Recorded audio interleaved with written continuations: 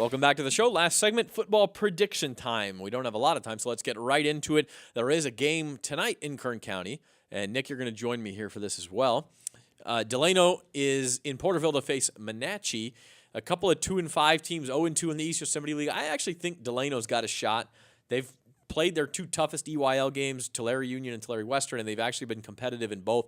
They have a shot at winning out. I don't know that they will, but I am going to pick the Tigers to win tonight, 31-28. Trevor also likes Delano. I'll give you Trevor's picks, too. He has them winning 28-20. How about you, Nick? You know what? Back the Tigers? I'm going to back the Tigers. I don't think I can go against you guys. All right. You better trust us. We only miss a few. No, we miss a lot this year. Okay, 8-man football. ALPAUGH is at Frazier Mountain. Frazier Mountain 0-6. These two teams did play 2 weeks ago. They're playing again. And ALPAUGH, I believe, won that game 61-47, kind of one of those typical 8-man scores. So I've got ALPAUGH again, 55-31. Trevor, for some reason, thinks it'll be a much lower scoring game. He's got ALPAUGH winning 20-12.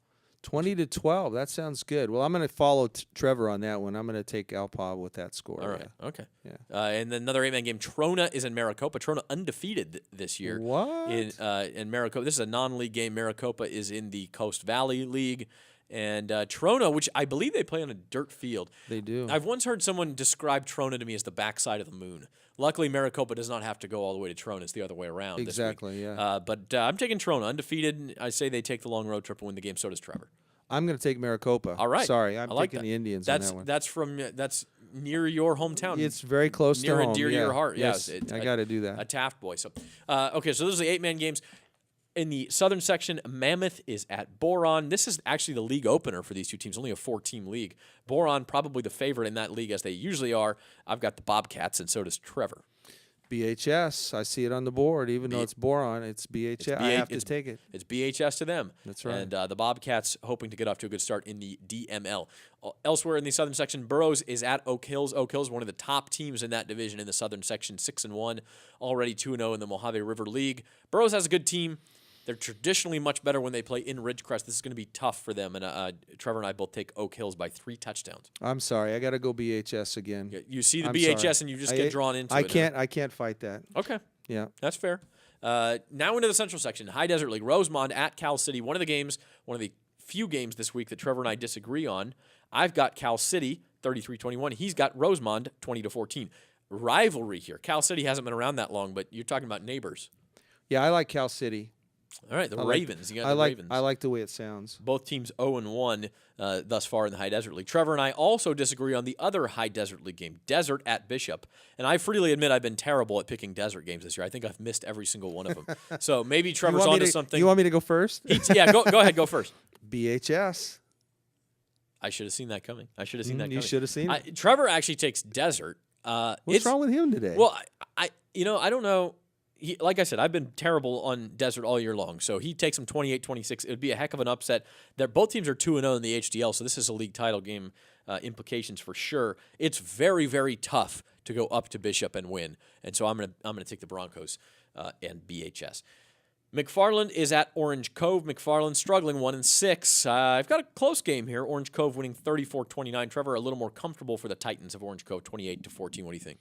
I'm going to stay hometown, McFarland. McFarland, yeah. MHS. MHS. Into the South Sequoia League. I have a feeling who you're going to pick here. Yeah, we don't even need to. Just skip that one. It's already done. That game's in the books. He's a Wildcat boy. And I've got the Wild. Now, books. this is interesting. If you look at those records, Wasco 5-2. A couple of weeks ago, it looked like this would be an easy game for Taft. Wasco's playing really well. They have one of their SSL losses was to BCHS by only 4 points. Taft, meanwhile, lost to Shafter last week, which kind of came out of nowhere. Yeah. I think they bounce back. Robert Cozine is supposed to play. And Taft much better when he plays their 1,000-yard rusher already. He does well. He's amazing. And I will take Taft 35-31 in a shootout. Trevor is going Wasco on the road 28-21. He really is sick today. Would you like to boo him? Boo. All right. Taft. Go Wildcats. The Battle of Delano, or at least one half of Delano, Kennedy and Cesar Chavez. This is a big one, too. If Cesar Chavez wins this game, Bakersfield Christian, which we'll talk about in a minute, could clinch the SSL title this weekend. I'm going to take Chavez 27-13 by a couple of TDs. Kennedy has never defeated Chavez in 6 tries in school history. And Trevor has Chavez winning, but only by a point, 20-19. What do you think? Is Kennedy the one on the west side of the freeway? Yes. I'm taking Kennedy because I like their stadium. They have a beautiful stadium. And Yeah, RFK, I like that. That'll be a historic win for them. It would also keep them alive in the SSL race because if they lose, then everybody in the league will have 2 losses except for Bakersfield Christian. And Bakersfield, do we not have that game? Bakersfield Christian is playing ARVIN this week. They're undefeated. And I think everybody would be stunned if ARVIN could win that game, frankly. ARVIN is winless. They're 0-7 and facing BCHS. Edgar might pull that one off. He pulls them off every now and then, but this is a high-flying offense he's going against. And I think we've all got BCHS winning easily in that game. So if Kennedy were to lose to CHAVEZ and BCHS wins, the Eagles clinch their 2nd straight SSL title. Okay, into the Southeast Yosemite League now. MIRA MONTE is at North. What do you think? North. I like North as well. I think Norm Brown's getting things turned around. They started out 1-6, but they won last week against Foothill. They played South pretty tough 2 weeks ago. I think North gets another win here, and then they have a finale after a bye week against Highland. Actually, I think they play Highland next week and then a bye week to end the year. So we all like North in that game. Elsewhere in the SEYL, this is the league title game for all intents and purposes. It's a big one. South at Highland, the Rebs 2-0. Highland has never won a league title. If they win tonight, all they've got to do is finish off Foothill and North to win that SEYL title. This is the big one. Can Highland get it done? I don't think so. South, I think, is very talented. I think they got some good running backs. I'd say South. They are very. Give me a margin on that. How many points do you think South wins by? 2 touchdowns. All right. Well, Trevor and I see it a little bit closer. I've got them by 10 points. Trevor by 8. But we all like the Rebels. Kind of in shootouts. I say 34-24. Trevor goes way shootout, 42-34. He takes South High to defend. Really, at that point, South's already played North. They would be just a win against Foothill away from winning another SEYL title at that point. So South looking to wrap that up, and that would be their 4th straight league title. In the SYL, Independence at West, and you talk about a team that has struggled through this year. It's the West High Vikings. Well, they have. Yeah, I think the late coaching switch, Chris Coleman transfer, that bad offseason has taken its toll on West. And Independence, meanwhile, is rolling. So I think we all kind of are looking at the Falcons to win big here. Yeah. Independence could be playing Ridgeview for the league title in Week 11 in a couple of weeks. That'll be a big one. Elsewhere in the SYL, TEHACHAPI is at Golden Valley. TEHACHAPI got off the schneid last week. They beat undefeated East, a 1-5 team, beating a 7-0 team. Can TEHACHAPI back that up and beat Golden Valley? Trevor and I both say yes by a touchdown. 28-20 for me, 21-14 for Trevor. I say TEHACHAPI by 10, yeah. Okay, TEHACHAPI by 10. All right. And in the SYL, there's the ARVIN BCHS game. We mentioned that one before. I think Trevor put it up here because they are a ranked team in the BVarsity rankings.